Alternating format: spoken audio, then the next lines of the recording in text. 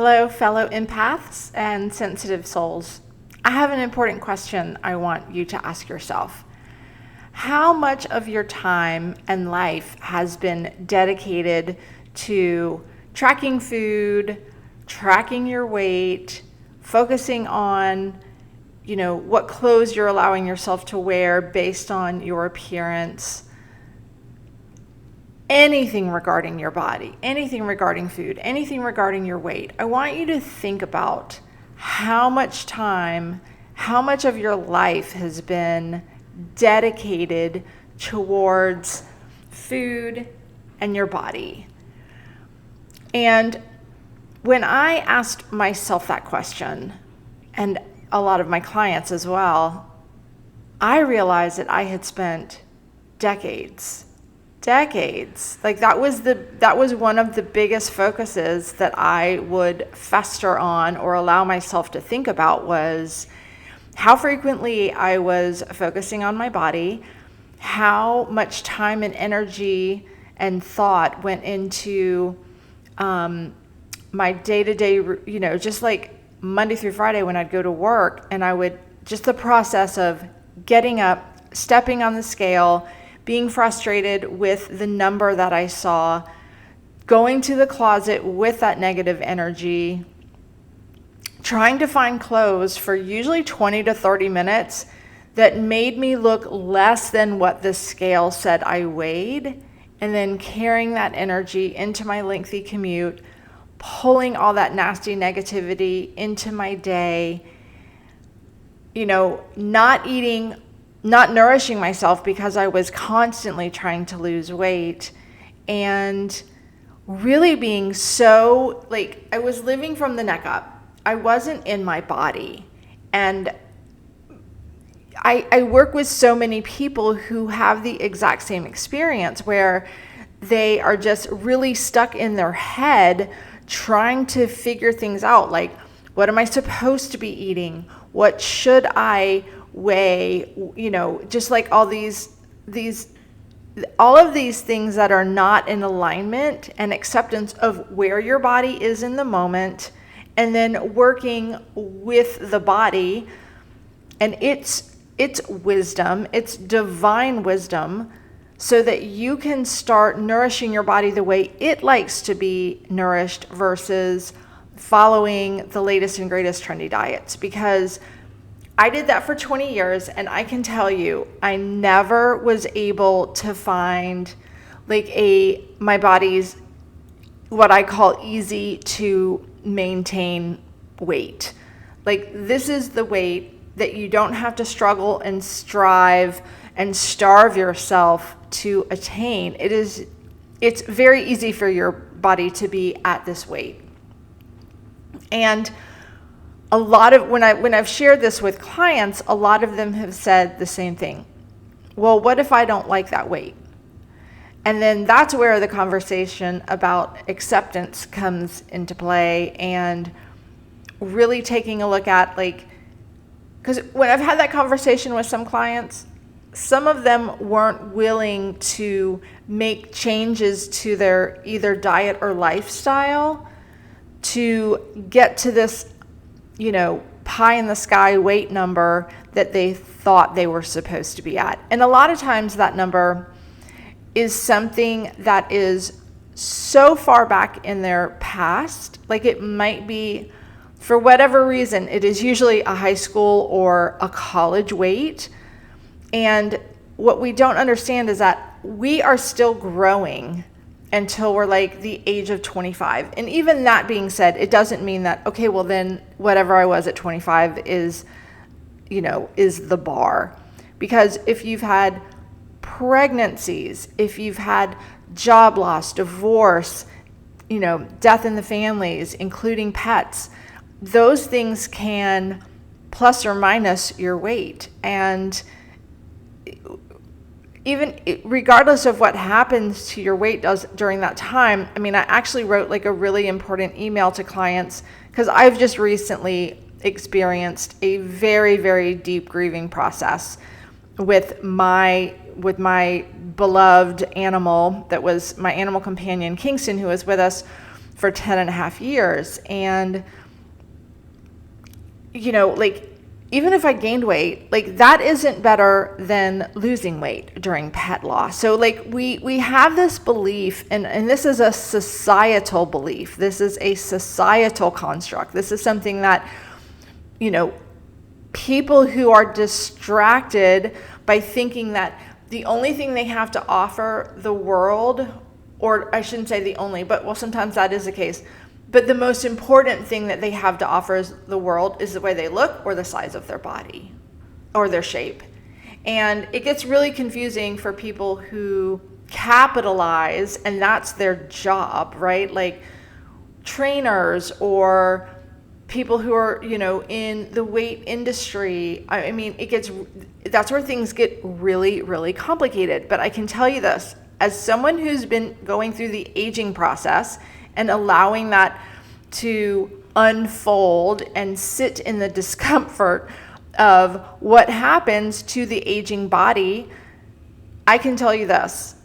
You have two options. You can fight and struggle and do all the latest and greatest, you know, things that are coming down the pipeline in terms of, you know, anti-aging procedures or weight loss procedures or whatever the latest and greatest trendy drug is.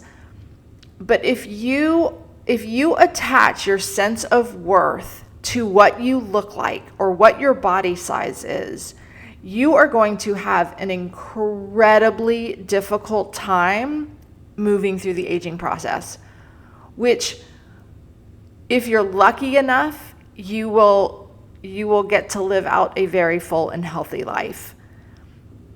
And so it really, I'm so grateful that I took my mindful eating journey when I did. My only regret is that I didn't do it sooner. But it happened exactly when it was supposed to. And quite honestly, I looked at it for 5 years before I even would dip my toe into the mindfulness space, because I was so afraid of what would happen to my body. And this is because I bought into the societal doctrine of, you know, your weight is your worth. I worked in weight loss. I worked in bariatric surgery. I was very much attached to what I had been able to achieve with restrictive eating behaviors. And I'm by no means bragging about that at all, because it is incredibly unsustainable and it's incredibly damaging to mental health. But I realized how deep the tentacles, like the weight obsession and the philosophy of your worth is your weight, and like we can see now, even with social media, that there are so many people who use their looks or use their body or use that as social currency. And, you know, unfortunately, the media does give a lot of attention to a certain body type or the way a certain person looks, or, you know, those are just things that are incredible distractions in our society, and you can either opt in or opt out. So it's your body. You get to do with it what you want. If you want to continue playing that body game, that weight game, that diet game, that's up to you. I will say it is incredibly unsustainable, and it can absolutely be unbelievably harmful to your mental health. And when I started reading the research on like the opposite side of the story when it comes to chronic dieting and the weight obsession, it really was very eye-opening to me. And I realized that there was a lot to unpack personally. And my clients all feel the same way. But what better gift to give yourself than like coming back home to your body?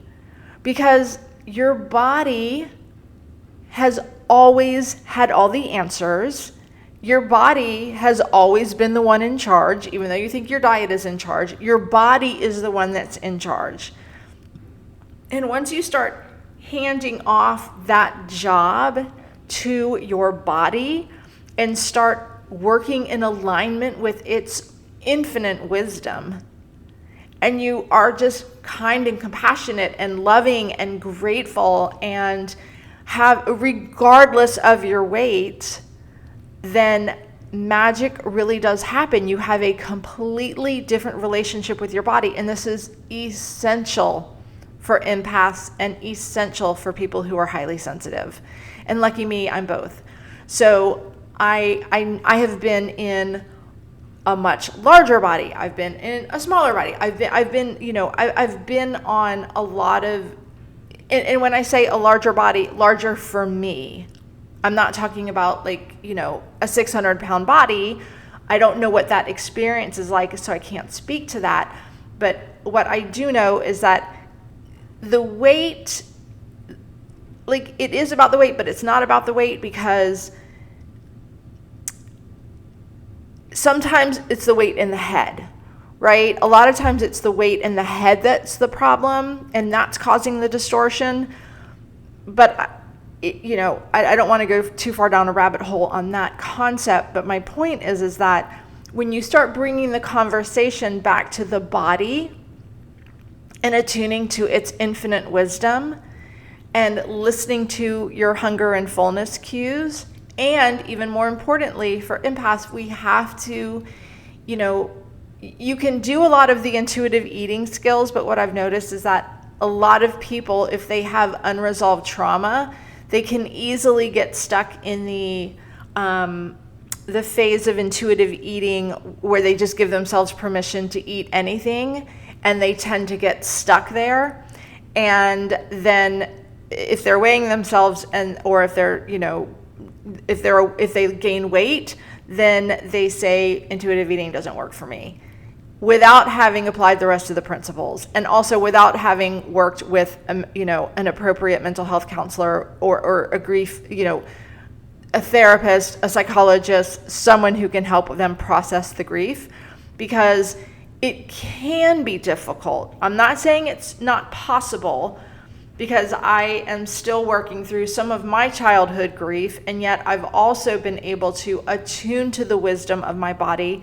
This has been a dedicated practice and an honoring to my body so that I can, work in harmony with it, so that I can be in divine alignment with it, so that I can honor its wisdom. And it has really, it's become I guess you could say it's become a religion in some context, because I just honor the wisdom of my body. And this was, so the religion thing, we can go in a lot of different directions with that. As someone who is, was raised Catholic, and is no longer practicing, there are, anything, you can convert anything into a religion. But when you come home to the body and you start aligning with the authentic cues from your body and start connecting your own food dots and understanding why, and I say this all the time to my clients, we're going to figure out why you do what you do with food. And a lot of times it's not the food, and clients know that. They're like, it's not the food, it's the emotions, it's the thoughts, it's the habits, it's the beliefs, it's the trauma that are typically driving those behaviors. And I don't say that to sound, oh, there's so much work to do. It's you. Don't you deserve that? You should deserve all the love and kindness and graciousness to yourself. You. All the kindness that you extend to other people, you deserve that. All the grace, all the love, all the acceptance, you deserve that 100 times more than anything that you've ever given to anybody else, including our animal and our fur children, our beloved fur children. So I want you to think about that. Okay, I want you to think about how much time you've been dedicating to tracking all of this information, and I want you to think about what you would do with that time instead. all of that tracking, can you use that towards connecting to your body? Can you dedicate all of that obsession? It felt like obsession for me because it was just very like all consuming. Can you start dedicating some of that towards just saying, okay, I'm at where I'm at. I might not like it. I don't have to be here forever, but can I just sit here and accept where I'm at and be grateful to my body for all the things that it does behind the scenes that I never give it any credit for?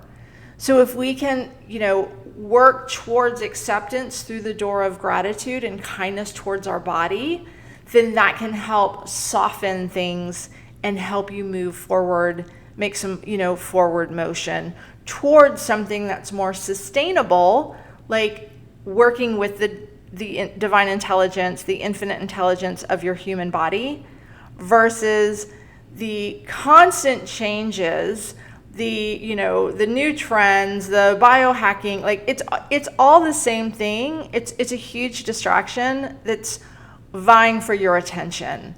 And the true thing that should be getting the majority of your attention is your body. It's your body. Oh my goodness. Imagine what your life will be like once you're in alignment in your own body. I mean, if that's not a level of sovereignty that we should all be working towards, I don't know what is. Okay, fellow empaths and HSPs, that's just what I wanted to share with you today. I'm sending you so much love and connection to this amazing body and the skin that you're in. I'll speak with you later. Bye.